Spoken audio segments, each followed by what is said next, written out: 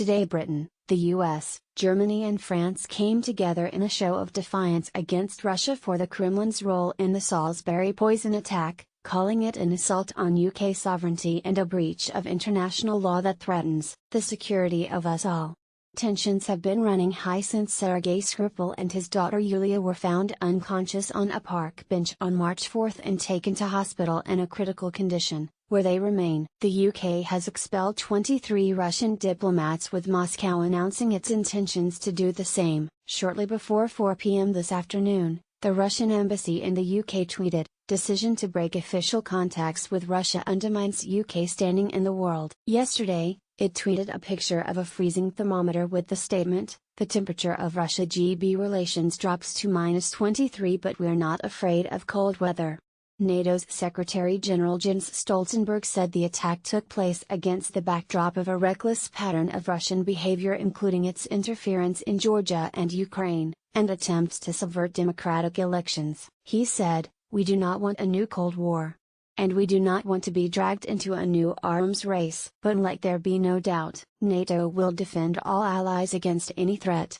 What is a Cold War? A Cold War is a conflict between two sides which does not involve warfare or military action but can be supported through regional conflicts known as proxy wars. PA/Getty Russia v UK War 2018. Tensions are high between Theresa May and Vladimir Putin. It is defined in the English Oxford Dictionary as a state of political hostility between countries characterized by threats, propaganda, and other measures short of open warfare.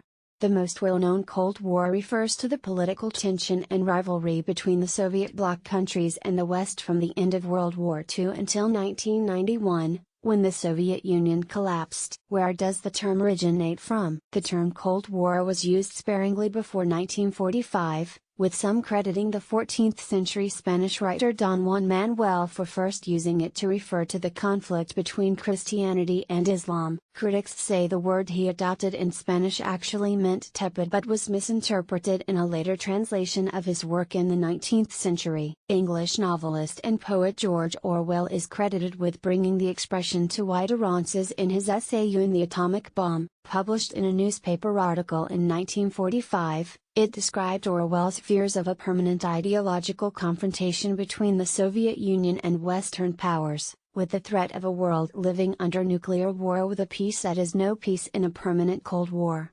Now the expression refers to confrontations involving indirect conflict. AFP/Getty Russia v UK War 2018. Theresa May visited the scene of the suspected nerve agent attack in Salisbury. The Cold War was a struggle between two major superpowers after the defeat of Nazi Germany, with a major point of tension being the spread of communism from the East to Western democracies, involving the Eastern Bloc, the Soviet Union and its satellite states, and the Western Bloc, the United States, NATO allies and others. The fallout was enacted on political, economic and propaganda fronts. The two sides had been involved in an uneasy partnership while trying to defeat the Nazis, which soon unraveled after victory in May 1945.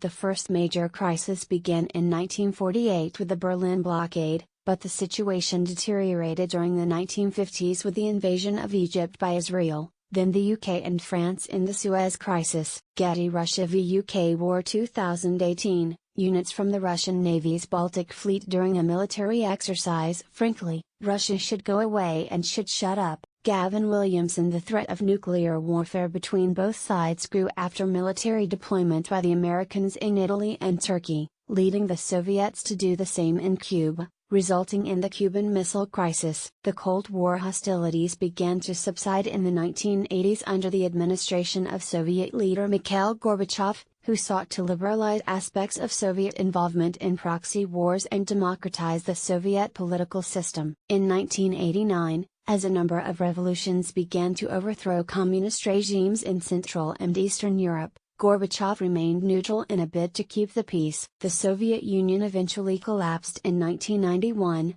leading to the end of the Cold War and a creation of 15 independent nations, with a democratically elected, anti-communist leader. Renewed geopolitical tensions between Russia and the West have ignited fears of a Cold War II.